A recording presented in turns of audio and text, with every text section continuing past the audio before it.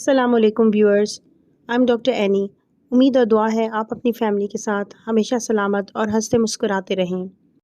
मैंने अपनी पहली वीडियो में हेल्दी प्रेगनेंसी के साइंस और सिम्टम्स को डिस्कस किया था, जिसे अल्हम्दुलिल्लाह आप लोगों ने बहुत पसंद किया। तो आज मैं आपके साथ इन साइंस को डिस्कस करूंगी जो प्रेगनेंसी में नॉर्मल नहीं है और जिनका टाइमली पिक होना माँ और बच्चे दोनों के लिए बहुत ज़रूरी है। नंबर 1, नो प्रेगनेंसी सिम्टम्स, यानी प्रेगनेंसी की अलामात का रुक जाना।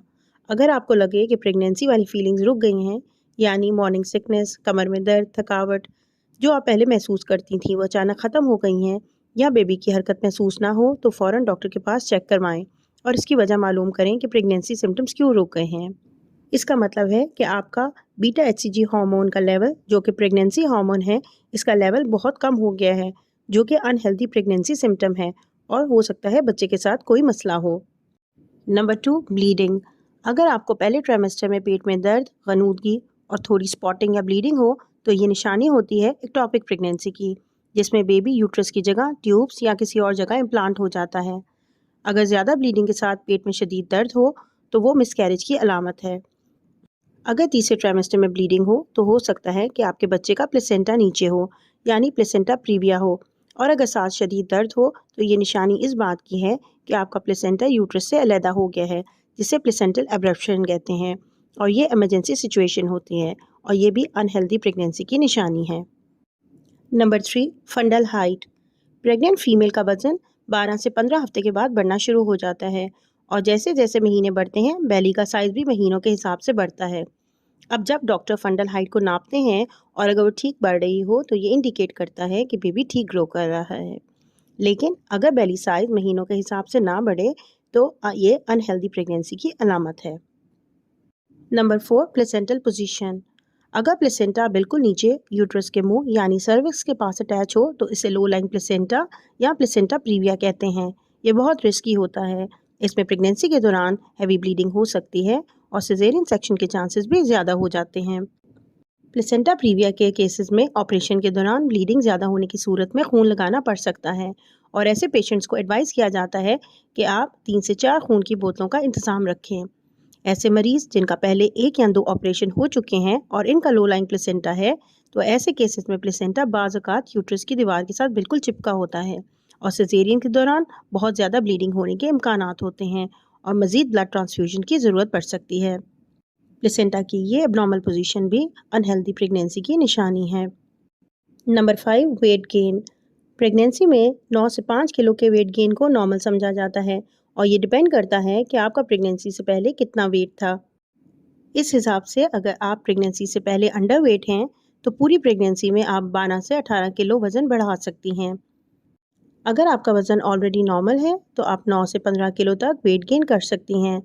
अगर आप ओवरवेट हैं, तो आपका वज़न 6 से 12 किलो के दरमियान बढ़ना चाहिए और अगर आप ओबीस हैं, तो कोशिश करें कि आपका वज़न 6 से 9 किलो से ज़्यादा ना बढ़े, क्योंकि इससे प्रेगनेंसी और डिलीवरी में पेचीदगियाँ बढ़ जाती हैं।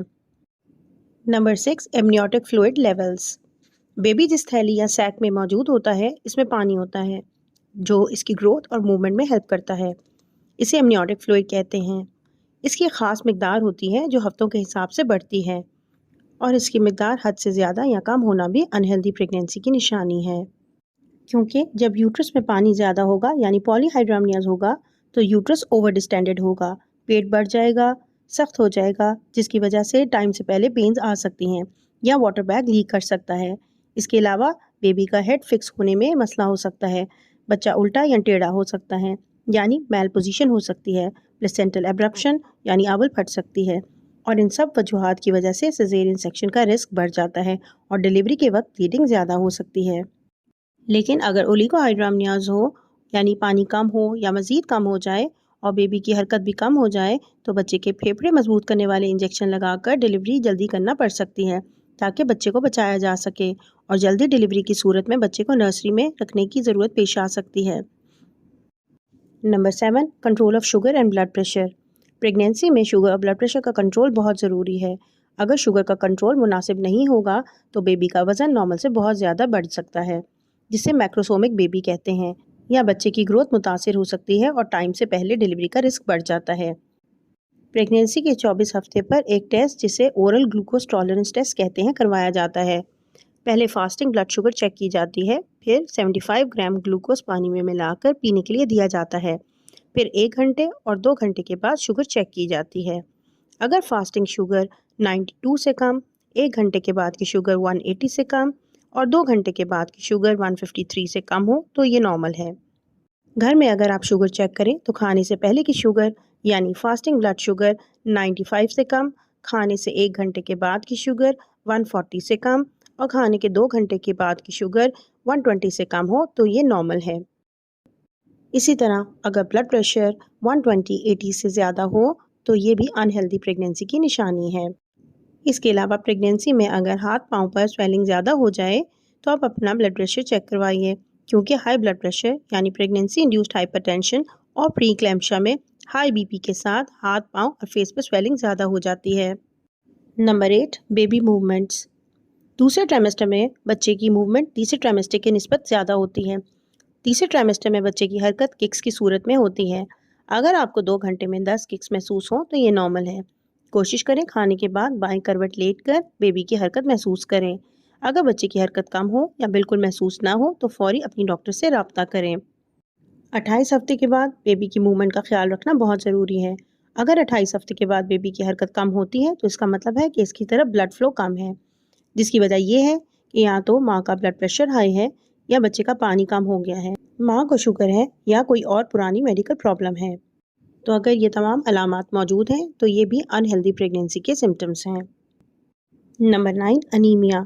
अगर माँ में खून की कमी है तो ये अनहेल्दी प्रेगनेंसी की अलामत है। माँ में खून की कमी की वजह से इम्यूनिटी कम हो जाती है, जिसकी वजह से बार बार इन्फेक्शन हो सकती हैं, जैसे यूरिन की इन्फेक्शन, गले की इन्फेक्शन वगैरह। प्रेगनेंसी में PIH यानी ब्लड प्रेशर ज़्यादा हो सकता है। इसके अलावा PPH यानी डिलीवरी के टाइम खून ज़्यादा बह सकता है, और चूँकि पेशेंट में खून की पहले से कमी होती है तो वो इसको टॉलरेट नहीं कर पाती, और जब हीमोग्लोबिन लेवल ज़्यादा ड्रॉप हो जाए तो ब्लड ट्रांसफ्यूजन की ज़रूरत पड़ सकती है, और एक्सट्रीम सूरत हाल में खातून कार्डियक फेलियर में भी जा सकती हैं, और ये खुदा न खास्ता जानलेवा साबित हो सकता है। तमाम प्रेग्नेंट खवातीन का ब्लड बुकिंग और फिर 28 हफ्ते पर चेक किया जाता है, ये देखने के लिए कि इसमें खून की कमी तो नहीं। अगर किसी पेशेंट्स की पहले ज़्यादा डिलीवरीज हो चुकी हैं तो इनका खून का टेस्ट हम 20 से 24 हफ्ते के दरमियान भी करते हैं, क्योंकि इनमें खून की ज़्यादा कमी हो सकती है। प्रेगनेंसी में कोशिश होनी चाहिए कि हीमोग्लोबिन लेवल फर्स्ट ट्राइमेस्टर में 11 से ऊपर, सेकेंड ट्राइमेस्टर यानी चौथे, पाँचवें, छठे माह में 10.5 से ऊपर, और थर्ड ट्राइमेस्टर यानी 7वें, 8वें और 9वें माह में 10 से ऊपर होना चाहिए। Number 10, warning science. अगर आपको तीसरे ट्राइमेस्टर में यानी 7वें, 8वें माह में कमर में खिंचाव के साथ पेट में शदीद दर्द महसूस हो तो इसका मतलब हो सकता है आप प्री टर्म लेबर में जा रही हैं। इसके लिए आपको फ़ौरन इमरजेंसी डॉक्टर से चेक करवाना ज़रूरी है। इसके अलावा अगर बेबी का वाटर बैग 9 माह पूरे होने से पहले लीक हो जाए तो इसका मतलब है कि हो सकता है कि आपकी डिलीवरी टाइम से पहले हो जाए, इसलिए अपने गायनेकोलॉजिस्ट से रब्ता करना बहुत ज़रूरी है। टाइम से पहले दर्दें और वाटर बैग का लीक होना भी अनहेल्दी प्रेगनेंसी की अलामत है। उम्मीद है आपको मेरी ये वीडियो इन्फॉर्मेटिव लगी होगी। इस सिलसिले में आपके ज़हन में कोई सवालात हैं तो आप कमेंट सेक्शन में पूछ सकती हैं, या अगर आप चाहती हैं मैं किसी ख़ास टॉपिक पर वीडियो बनाऊं तो कमेंट सेक्शन में अपने राय का इजहार ज़रूर कीजिएगा। अल्लाह पाक आपको सेहतमंद औलाद से नवाजें। दुआ में याद रखिएगा। शुक्रिया। अल्लाह हाफ़िज़।